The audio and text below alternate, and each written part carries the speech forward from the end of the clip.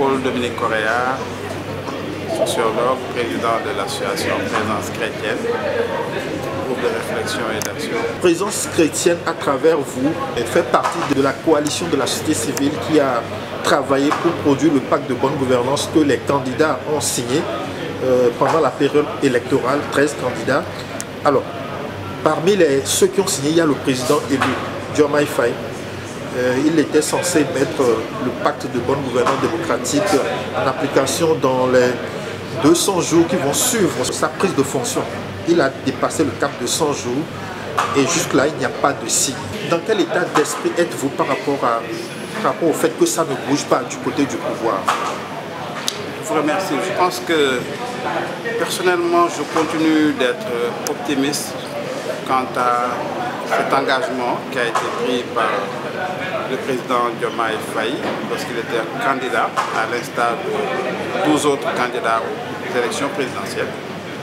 Et il faut juste considérer qu'il y a peut-être un contexte politique, institutionnel, qui n'est pas favorable à certaines décisions quand on sait que l'Assemblée nationale n'est pas encore en concordance de majorité avec le pouvoir exécutif. Entre autres facteurs, cela peut expliquer certaines lenteurs. Maintenant, nous sommes encore dans les 200 jours durant lesquels nous espérons qu'il y aura au moins un début de mise en œuvre de ce pacte.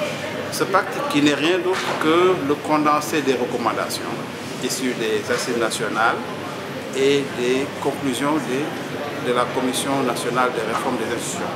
Ces deux initiatives d'ampleur nationale, d'amplitude nationale, qui se confirment et qui partent toutes les deux de diagnostic partagé par un ensemble de citoyens autour de la nécessité de revoir le fonctionnement de certaines institutions, la vitalité de notre système démocratique, la nécessité de préserver, de renforcer la République laïque, ainsi que sur les questions de bonne gouvernance dans l'espace public. Donc globalement, je pense que nous sommes encore en droit d'être optimiste, d'espérer que le président, tel qu'il a signé lui-même ce pacte, va effectivement prendre les mesures. On peut déjà noter un certain nombre d'initiatives qui vont dans le sens de ce pacte, notamment les concertations autour de la justice, la réforme et la modernisation de la justice, qui, en notre sens, va dans la même dynamique. Un rendez-vous auquel vous n'étiez pas invité? Oui, en tant que collectif, nous n'y étions pas, même si certains de nos membres y ont participé. Personnellement, j'ai pu me connecter sur la plateforme en tant que citoyen et mettre à contribution mes idées, très modestement. Nous pensons que les conclusions de ce document que nous avons parcouru vont dans le sens de l'engagement du président par rapport à ce pacte.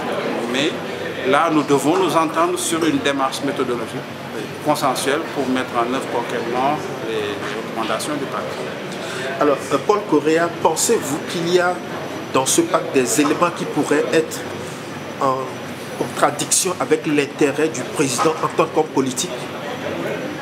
À mon avis, non. Parce que le premier signe encourageant, c'est que le président de la République, dès son élection, a décidé de quitter la tête du parti politique qu'il avait élu. Donc de prendre un peu ses distances avec la casquette partisane de responsable de parti. Ce qui est déjà un très bon signe encourageant et qui fait que nous avons pensé qu'il était dans la bonne voie. Maintenant, notre seule préoccupation aujourd'hui, c'est que nous sommes dans une démarche de collaboration, de coproduction. Et malheureusement, nous n'avons pas encore, au niveau du pouvoir, un répondant en termes d'ouverture avec qui nous pourrons interagir pour avancer ensemble. Alors, on se rappelle que le président Diomaye Faye a quitté la prison pour la présidence, mais quelqu'un avait signé en son nom, un des cadres de son parti, qui, je crois, aujourd'hui est en responsabilité avec lui. Est-ce que vous êtes en contact avec cette personne-là pour voir qu'est-ce qui se dit à propos du pacte? Oui, personnellement non, mais je sais que le contact n'est pas rompu avec ses collaborateurs. Le contact n'est pas rompu. Maintenant, on voit au quotidien la charge de travail qui leur incombe et qui fait que peut-être en termes de priorisation, nous n'avons pas encore eu l'occasion de nous asseoir concrètement pour discuter sur le fond de ce qui nous lie. Il est très clair que le pacte national de bonne gouvernance démocratique a un avantage certain pour le pays parce qu'on parle de reddition de comptes, de la centralité du citoyen, de l'approfondissement de la démocratie, de la mise en compétition de certains postes de direction, de l'égalité homme-femme et tout ça. Mais est-ce que pour l'homme politique, il a un intérêt à appliquer ce pacte?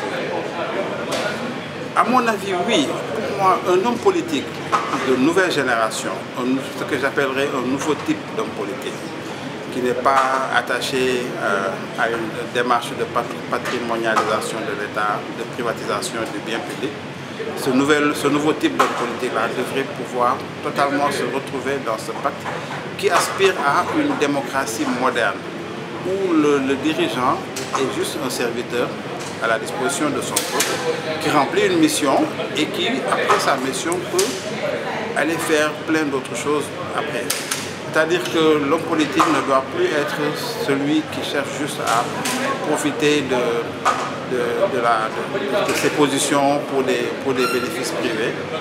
Aujourd'hui, à l'ère moderne, les dirigeants doivent être dans une forme d'intelligence politique qui leur fasse comprendre qu'aucun pouvoir de toutes les façons n'est éternel et pour cette raison qu'ils soient conscients qu'ils doivent tout faire pour entrer dans l'histoire par la grande porte et laisser à la postérité des réalisations majeures, structurantes pour leur pays. Alors, dernière question, vous semblez perdre de vue le fait que le pouvoir change les gens? Non, justement, je suis juste quelqu'un d'optimiste. Je considère que nous avons peut-être aujourd'hui la chance d'avoir des hommes politiques qui ont compris que les choses doivent changer fondamentalement et qu'eux-mêmes doivent s'appliquer ces changements-là, même si il y a beaucoup d'interférences négatives. On sait que lorsque vous êtes au pouvoir, les tentations, les mauvais conseils, les mauvaises influences peuvent venir de partout. Mais nous continuons à penser que nous pouvons forcément faire cette révolution des mentalités aussi au niveau des hommes politiques. Ok, Correa, merci beaucoup. Merci.